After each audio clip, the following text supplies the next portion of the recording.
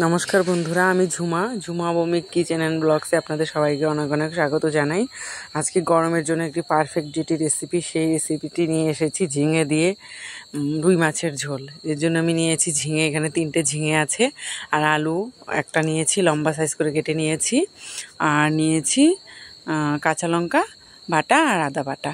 আমি বেশি মশলা ইউজ করব না, একদম লাইট রান্না করব। আর এই যে এখানে রুই মাছ আছে, রুই মাছকে লবণ আর হলুদ দিয়ে মেখে নেব।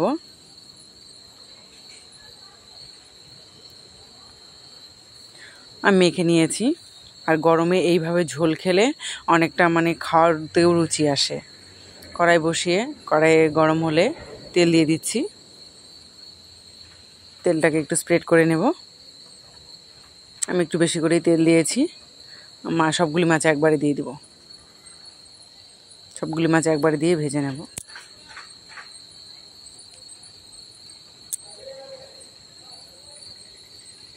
এক পাশ হওয়ার পর উল্টে দিয়েছি। এখন আমি নামিয়ে নিব। মাছ ভাজা হয়ে গেছে। ওই তেলে আরেকটু তেল দিয়ে দিয়েছি। ফোড়নে দিয়ে দিলাম তেজপাতা, শুকনো লঙ্কা আর গোটা জিরে। এখন আলুগুলি দিয়ে দিব।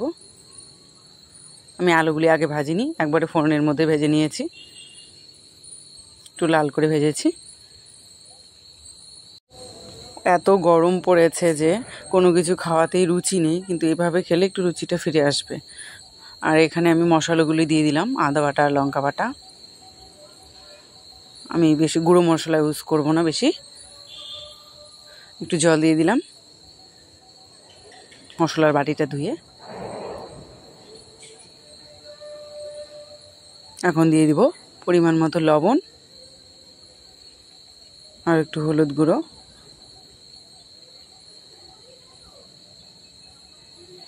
এখন এটা দিয়ে মশলাটাকে খুব ভালোভাবে কষিয়ে নেব।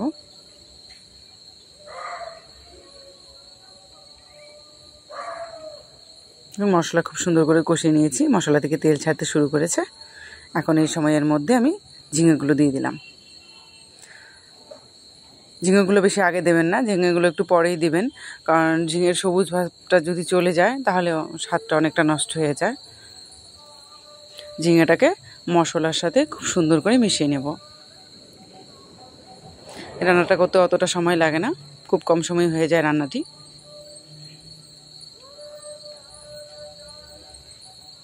খুব ভালোভাবে মিশিয়ে নিয়েছি। মেশানোর পর এখন এর মধ্যে দিয়ে দিচ্ছি জল।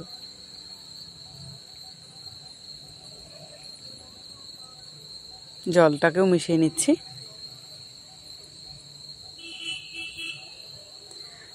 খুব বেশি একটা জল দেবেন না, কারণ ঝিঙা থেকে অনেকটা জল ছাড়বে। এই জন্য আমি অল্প করেই জল দিয়েছি। এখন ঢেকে দেব। এই যে ঢেকে দিচ্ছি।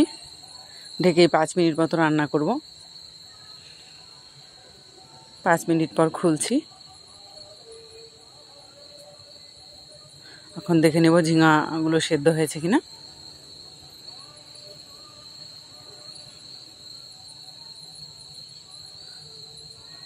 আলুটা সেদ্ধ হয়েছে, ঝিঙাটা একটু কম সেদ্ধ রয়েছে। আর একটু জাল করে নেব, তাহলেই সেদ্ধ হয়ে যাবে। আর এমনিতেও তরকারিতে একটু জাল লাগবে। দেখুন ঝিঙা থেকে কতটা জল ছেড়েছে। আবার একটু ঢেকে দিলাম। এই যে 2 মিনিট পর দেখছি ঝিঙাগুলো সেদ্ধ হয়ে যাবে। সেদ্ধ হয়ে গেছে। এখন এর মধ্যে মাছগুলি দিয়ে দেবো।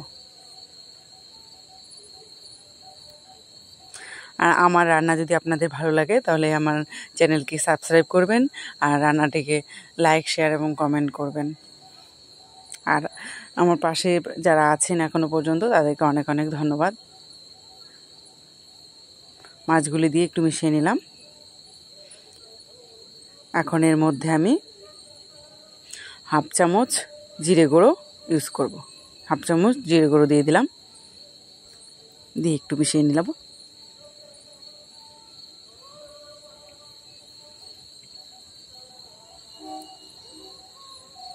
ভালো করে যে মিশিয়ে নিয়েছি, এই যে আমার তৈরি হয়ে গেল ঝিঙে দিয়ে মাছের ঝোল।